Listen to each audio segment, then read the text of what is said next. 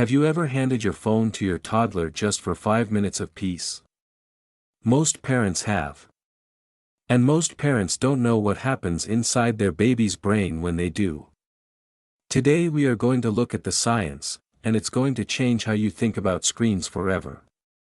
I'm your little brain lab guide, and this is the episode parents are sharing with everyone they know. Before we go into the science, I want to ask you something. Have you ever noticed that after your toddler uses a tablet for a while, they seem more irritable than before? More clingy. Harder to settle. Like they're in a bad mood that you can't explain. Most parents blame themselves. They think they did something wrong during the day. They didn't. That mood is a chemical reaction happening inside the brain. And by the end of this video, you'll know exactly what's causing it and what to do about it. The problem starts earlier than you think. Pediatric researchers at CHEO and the University of Calgary tracked 2,441 babies from 1 month to 5 years old. They found that screen time at 24 months predicted worse scores on thinking and language tests by age 5. The more screens at age 2, the weaker the executive function at school age. This isn't correlation. It is a cause and effect relationship confirmed in multiple studies. But here's what most parenting articles don't tell you. The damage doesn't start at 2. It starts at birth. Because the brain your baby is building right now, in these earliest months, is the foundation every future skill will be built on. Mess with the foundation, and the whole structure is affected. We are going to show you exactly which ages are most dangerous, and what the brain needs instead. Stay with me. So why does a little screen time cause so much damage? It comes down to one chemical, dopamine. Dopamine is your baby's reward signal. Every time they hear your voice, feel your touch, or solve a small puzzle, dopamine flows. It tells the brain, that was worth doing, do it again. That feedback loop is exactly how neurons wire together. But screens deliver dopamine in a very different way. Every flash of color, every new sound, every swipe triggers an instant dopamine spike. It's fast, it's easy, and it requires nothing from the baby's brain. Scientists call this the supernormal stimulus. It is a reward so powerful and so easy that it crowds out the harder, real-world rewards. The baby stops wanting to work for the natural dopamine they get from talking to you, playing with blocks, or learning to walk. The real world starts to feel boring by comparison. Here is what this looks like in the developing brain. The prefrontal cortex is the part of the brain responsible for attention, self-control, and language. It develops slowly, and it needs back-and-forth interaction to wire itself properly.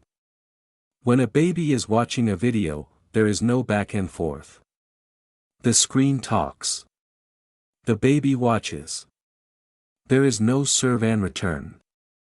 Every hour of screen time is an hour of serve and return the brain missed. Research shows that children with higher screen exposure at age 2 have smaller language networks by age 3. And those gaps compound over time. Now here is the part that surprises almost every parent I talk to. You might think the problem is violent content, or adult content, or inappropriate videos. It isn't. The research shows that even the most gentle, educational, slow-paced children's programming causes the same dopamine disruption in children under 18 months. Not because of what's on the screen. Because of what the screen replaces. Every minute a baby spends watching anything is a minute they are not having a conversation with you. And that conversation is literally irreplaceable for brain architecture. There is no app, no show, no educational program in the world that can substitute for your voice. I'll say that again. No app in the world can do what your voice does for your baby's brain. Now let's talk about the dopamine hijack. When a toddler uses a tablet regularly, the dopamine system recalibrates. It sets a higher baseline for what counts as interesting. This is exactly what addiction researchers see in adults with gambling problems. When you take the screen away, dopamine drops below that new baseline.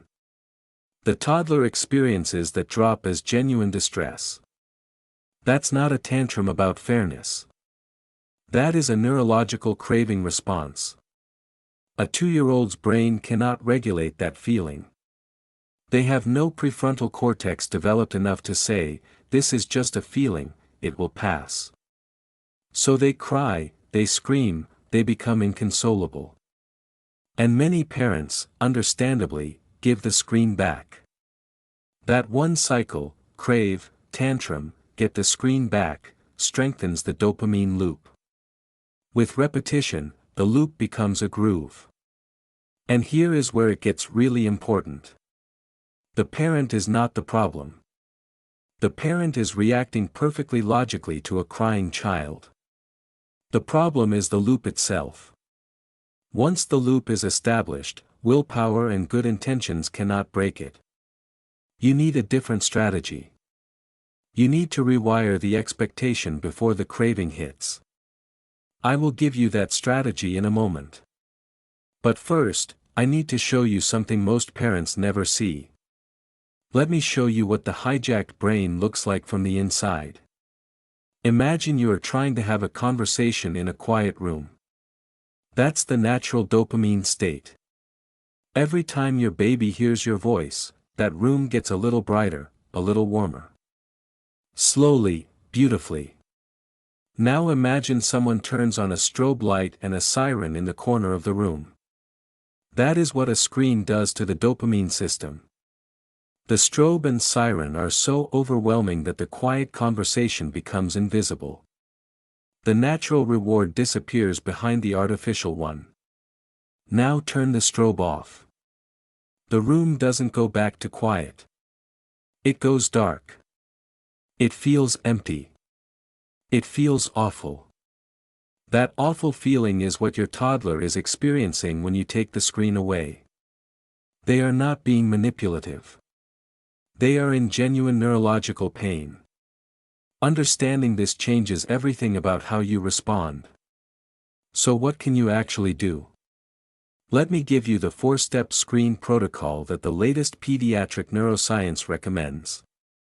Step 1, under 18 months, no screens except video calls. Video calls with a known caregiver, like grandma calling on FaceTime, are the only exception before 18 months. The baby can see the caregiver's face react in real time. That preserves the serve and return loop that builds language. Step 2, from 18 months to 24 months, choose only co-viewing. Sit next to your child. Name what you see. Ask questions. When you add language and conversation to screen content, you create the back and forth the brain needs. One study showed that co-viewing eliminated nearly all the language delays seen in solo-viewing children. That is a massive difference. The same content, completely different brain outcomes. Step 3, from 2 to 5 years, cap total daily screen time at 1 hour. 1 hour total. Not 1 hour of educational videos plus cartoons plus tablet games. 1 hour of everything combined. Always choose content designed for this age group that moves slowly and repeats vocabulary. Fast-cutting videos carry the highest risk for attention problems.